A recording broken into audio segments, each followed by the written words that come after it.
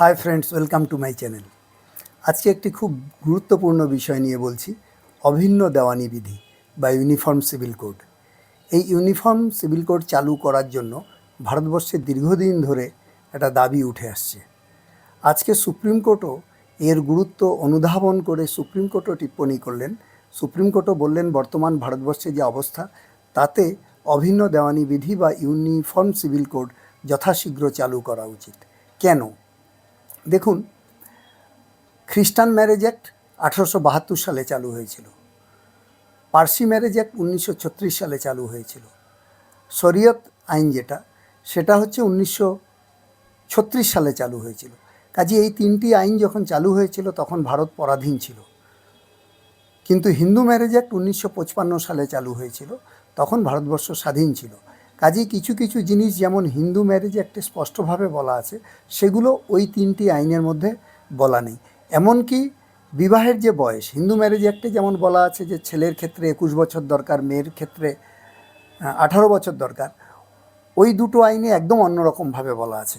কাজেই এই বিষয়ে আমি একটা ভিডিও পোস্ট করছি, যেই ভিডিওটা মাননীয় সুপ্রিম কোর্টের স্বনামধন্য আইনজীবী মাননীয় অশ্বিনী উপাধ্যায় মহাশয় বলছেন, সেটা আপনারা একটু মনোযোগ সহকারে শুনুন। কারণ ইনি এই ইউনিফর্ম সিভিল কোড চালু করার জন্য সুপ্রিম কোর্টে একটা জনস্বার্থের মামলা দায়ের করে রেখেছেন এবং সেই মামলার শুনানির সময় সুপ্রিম কোর্ট এর গুরুত্ব উপলব্ধি করে এই টিপ্পণী করেছেন। কাজেই মাননীয় অশ্বিনী উপাধ্যায় মহাশয় কি বলছেন সেটা আপনারা তার মুখ থেকেই শুনুন। আমি এই ভিডিওটি পোস্ট করছি। आज यूनिफॉर्म सिविल कोड के बारे में माननीय सुप्रीम कोर्ट ने बहुत ही महत्वपूर्ण टिप्पणी किया है।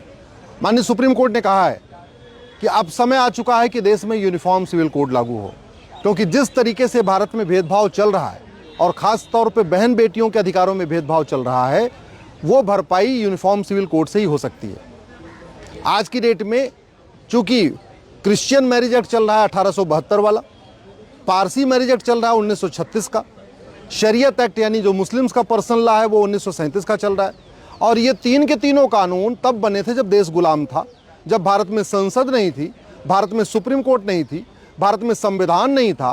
तो ये तीन के तीनों को जो कानून है, जो तीनों पर्सनल लॉ हैं, Christian marriage act, Parsi marriage act और शरीयत एक्ट, ये तीनों ही मनमाने तरीके से बनाए गए हैं।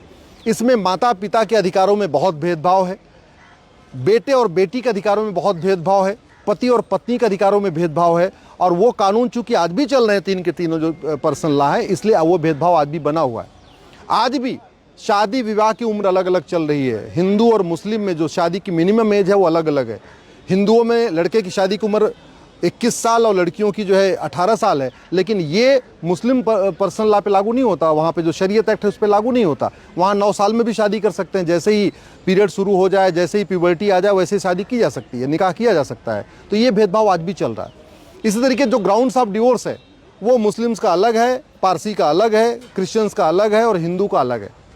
हिंदुओं में इसलिए सबको बराबर अधिकार मिला हुआ है क्योंकि हिंदू मैरिज एक्ट 1955 में बना, यानी देश के आज़ाद होने के बाद बना।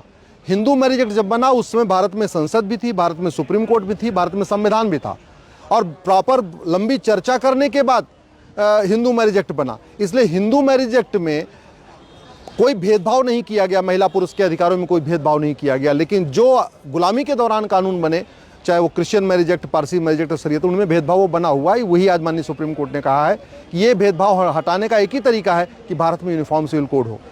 आज भी ग्राउंड्स ऑफ डिवोर्स हिंदू मुस्लिम पारसी ईसाई का अलग अलग, प्रोसीजर ऑफ डिवोर्स हिंदू मुस्लिम पारसी ईसाई का अलग अलग है। मेंटेनेंस का जो फार्मूला है, जो गुजारा भत्ता का फार्मूला है, वो हिंदू मुस्लिम पारसी ईसाई में अलग अलग चल रहा है। बच्चा जो गोद लेने का अधिकार है वो भी हिंदू मुस्लिम का अलग अलग चल रहा है। बच्चे के भरण पोषण का अधिकार वो भी हिंदू मुस्लिम पारसी ईसाई का अलग अलग चल रहा है। माता पिता की संपत्ति में जो अधिकार है वो भी बिल्कुल अलग अलग चल रहा है। तो सक्सेशन का राइट, इनहेरिटेंस का राइट, वसीयत का राइट, विरासत का राइट, ये जो है ये पूरी तरीके से अलग अलग चल रहे हैं। जबकि ये सिविल राइट है, ये कोई मजहबी मामला नहीं है, कोई रिलीजियस मामला नहीं है। ये संपत्ति का मामला है, प्रॉपर्टी का मामला है, गुजारा भत्ता का मामला है, देखभाल का मामला, ये सिविल राइट है, ये ह्यूमन राइट है। लेकिन चूँकि वो तीनों कानून जो अंग्रेज़ों के दौरान बने, अंग्रेज़ों के समय में बने थे, वो आज तक ख़त्म नहीं हुए, इसलिए वो भेदभाव चलता जा रहा है। इसलिए आज माननीय सुप्रीम कोर्ट ने कहा है कि यूसीसी लागू करके ही इन सभी जो भेदभाव है इसको ख़त्म किया जा सकता है, क्योंकि एक एक करके सुप्रीम कोर्ट में जो फैसलों के ज़रिए इस यूसीसी की भरपाई नहीं हो सकती है। और उसके पहले माननीय सुप्रीम कोर्ट की कई अलग अलग बेंच भी इस बात को कह चुकी हैं। मतलब पिछले 75 साल में कम से कम 15 बार सुप्रीम कोर्ट के फैसलों में कहा गया है कि यूसीसी की आवश्यकता है। कम से कम 20 से 25 हाई कोर्ट ये कह चुकी हैं कि यूसीसी की आवश्यकता है। दुर्भाग्यवश आज तक यूसीसी का एक ड्राफ्ट नहीं बना है। चूंकि यूसीसी का ड्राफ्ट नहीं बना है तो मुल्ला मौलवी अलग तरीके से अपने लोगों को भड़का रहे, पादरी अपने अलग तरीके से लोगों को भड़का रहे हैं, जबकि सच्चाई है कि यूसीसी का जो सबसे ज़्यादा लाभ मिलेगा वो मुस्लिम बहन बेटियों को मिलेगा। यूसीसी का जो दूसरा लाभ मिलेगा वो पारसी बहन बेटियों को मिलेगा, फिर क्रिश्चियन बहन बेटियों को मिलेगा। यूसीसी का लाभ हिंदू बहन बेटियों को कुछ नहीं है। क्यों? क्योंकि जो हिंदू मैरिज एक्ट है वो अपने आप में सबको बराबर मानता है। वो देश आज़ाद होने के बाद बना, संविधान लागू होने के बाद बना, तो वो भेदभाव नहीं करता महिला पुरुष में। और वैसे भी अब समय आ चुका है कि जो कानून बने हैं मजहब के आधार पर उनको ख़त्म किया जाए और जेंडर न्यूट्रल, रिलीजन न्यूट्रल कानून बनाया जाए। अगर आप मजहब के आधार पे कानून जारी रखेंगे तो मजहब के आधार पे भेदभाव नहीं बंद होगा और मजहबी सोच नहीं बंद होगी। इसलिए यूनिफॉर्म सिविल कोड ज़रूरत है। मैं पिछले 10 वर्षों से यूसीसी के लिए लड़ रहा हूँ और आज जो माननीय सुप्रीम कोर्ट ने कहा है, मुझे पूर्ण विश्वास है कि बहुत जल्दी सरकार यूसीसी का एक ड्राफ्ट बनाएगी, उसको पब्लिक डोमेन में डालेगी और चर्चा करने के बाद पार्लियामेंट में पेश किया जाएगा। गोवा में यूसीसी है, बहुत अच्छी तरीके से सब लोग उसको मानते हैं, किसी कोई दिक्कत नहीं है। उत्तराखंड में भी यूसीसी आ गया है, सब लोग इफेक्टिवली इसको फॉलो कर रहे हैं, कहीं कोई प्रॉब्लम नहीं है। तो पूरे देश में अगर एक यूसीसी आएगी, सब लोग इसको फॉलो करेंगे, कोई दिक्कत नहीं आने वाली है। दुनिया के कई देशों में यूनिफॉर्म सिविल कोड है, चीन में यूनिफॉर्म सिविल कोड है, फ्रांस में यूनिफॉर्म सिविल कोड है, अमेरिका में यूनिफॉर्म सिविल कोड है, कनाडा में यूनिफॉर्म सिविल कोड है, ऑस्ट्रेलिया में यूनिफॉर्म सिविल कोड है। ज़्यादातर जो डेवलप्ड कंट्री हर जगह यूनिफॉर्म सिविल कोड है।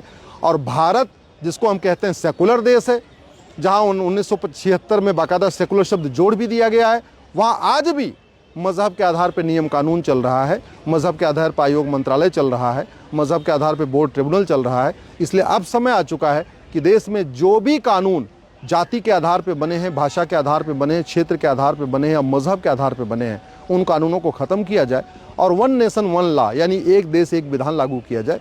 एक भारत श्रेष्ठ भारत बनाने के लिए आवश्यक है कि एक देश एक विधान हो, एक देश एक कानून हो। मज़हब के आधार पर अलग अलग कानून बना के एक भारत श्रेष्ठ भारत नहीं बन सकता।